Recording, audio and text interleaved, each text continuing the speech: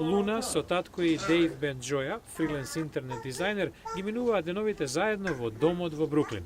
Дейв е еден од се повеќето татковци кои ги чуваат децата додека сопругата е на работа. My wife's working more than I am and I feel lucky. Сопругата е на работа повеќе од мене и јас сум навистина среќен. Добив можност да се поврзам со ќерката и тоа со ништо не би го заменил. Thank you.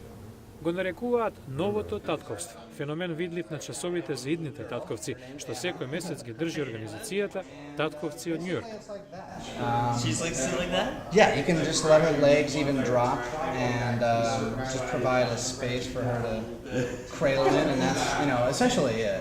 Соосновачот Ленс Сомерфилд раскажува дека сега веќе искусните татковци се враќаат на часовите за да им покажат на идните како да сменат пелена или да подготват бебешка храна. For dads to be in a room with other confident. Довербата кај идните татковци расте кога ќе се стретнат со оние кои веќе минале низ тоа. Социологот Майкл Кимел од Универзитетот Стони Брук дефинира дека ова е светски тренд, особено меѓу помладите. It's true in Japan, in Singapore, in Australia. Во Јапонија, Сингапур, Австралија мажите се помотивирани да бидат добри татковци, исто и во Европа.